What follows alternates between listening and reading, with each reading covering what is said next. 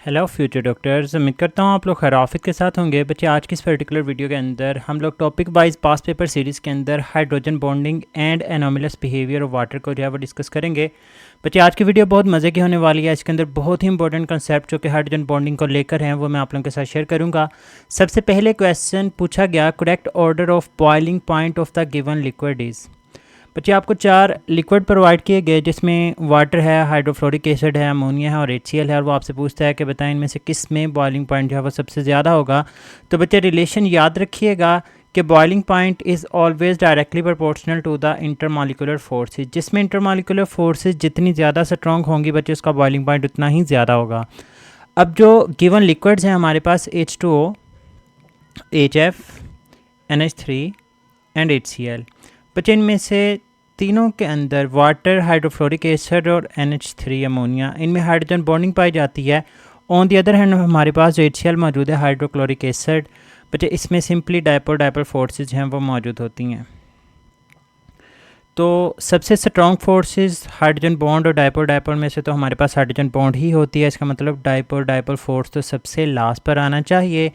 अब यहाँ पर NH3 सबसे लास्ट पे गिवन है, अल्फ़ा को निकाल दें। बीटा के अंदर NH3 सबसे लास्ट पर है, इसको भी निकाल दें। अब HCl और HCl यहाँ पर हमें चार्ली और डेल्टा के अंदर बच्चे चीज़ों को चेक करना पड़ेगा।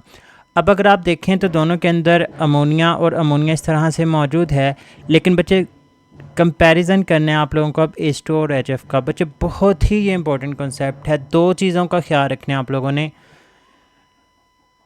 Boiling point depend upon intermolecular force and intermolecular force mean के कितने ज़्यादा हाइड्रोजन बॉन्ड हैं वो बच्चे पाए जाते हैं। याद रखिएगा, मैं दो बातें बोलने लगा, दोनों अलग अलग MCQs हैं। अगर वो आपसे पूछे the strongest hydrogen bond is present in, तो बच्चे आपका आंसर होगा HF। वाई?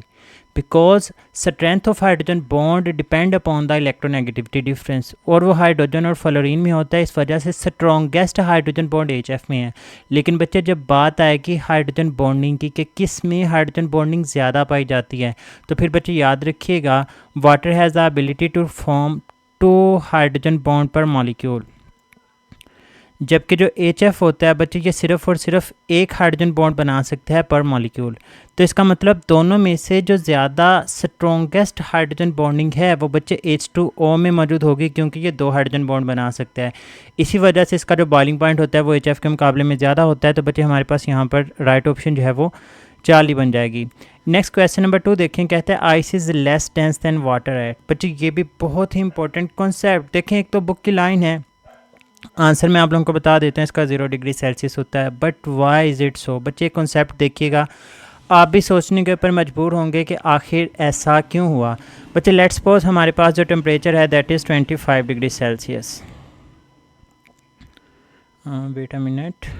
हाँ बच्चे, अगर हमारे पास टेम्परेचर कितना है 25 डिग्री सेल्सियस, ये हम लोग कंसीडर करें कि हमारे पास रूम टेम्परेचर है और रूम टेम्परेचर के ऊपर जो वाटर होता है वो लिक्विड फॉर्म में जो है वो एग्जिस्ट कर रहा है।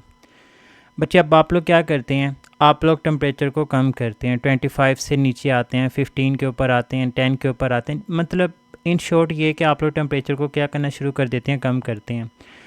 अब बच्चे according to the Charles law, temperature and volume are directly related to each other. अगर आप लोग टेम्परेचर को कम कर रहे हैं तो वॉल्यूम को कम होना चाहिए, और होता भी है, इसका वॉल्यूम जो है वो कम होना शुरू हो जाता है। लेकिन बच्चे जब आप लोग 4 डिग्री सेल्सियस के ऊपर आते हैं तो याद रखिएगा कि जो वाटर है इसका जितना भी वॉल्यूम कम होना होता है ना वो हो चुका होता है। अब यहाँ पर अगर वो आपसे पूछे कि जो वाटर है वो अपना कम से कम वॉल्यूम जो है वो किस टेम्परेचर के ऊपर लेकर आएगा, तो बच्चे आप लोग आंसर बताएंगे 4 डिग्री सेल्सियस के ऊपर। और ये वो टेम्परेचर होता है जिसके ऊपर इसकी जो डेंसिटी होती है ना that is maximum density, because density is equal to mass per unit volume. अब बच्चे वॉल्यूम हमने कहा कि कम होता जा रहा है, और अगर वॉल्यूम कम होता जाएगा तो अल्टीमेटली यहाँ पर जो डेंसिटी है वो ज़्यादा होती जाएगी। तो इसका मतलब ये होगा कि 4 डिग्री सेल्सियस के ऊपर जो डेंसिटी होती है वो मैक्सिमम होती है। लेकिन बच्चे जब आप लोग 4 डिग्री सेल्सियस से मज़ीद टेम्परेचर को कम करते हैं तो लॉजिकली तो होना ये चाहिए कि इसका वॉल्यूम मज़ीद कम होना चाहिए। लेकिन बच्चे मज़ीद वॉल्यूम कम नहीं होता, बल्कि वाटर के जो मॉलिक्यूल होते हैं वो हाइड्रोजन बॉन्डिंग की मदद से जब अटैच होते हैं तो बच्चे इनके दरमियान एम्प्टी स्पेसेस जो हैं वो क्रिएट होना स्टार्ट हो जाती हैं। जब इनके दरमियान एम्प्टी स्पेसेस जो हैं वो क्रिएट होना स्टार्ट हो जाएंगी तो फिर बच्चे आहिस्ता आहिस्ता इनका जो वॉल्यूम है वो बढ़ना शुरू हो जाता है, और जब वॉल्यूम बढ़ना शुरू हो जाता है तो फिर डेंसिटी जो है वो कम होना शुरू हो जाती है, और सबसे लेस टेंसर जो होता है वो 0 डिग्री सेल्सियस के ऊपर होता है।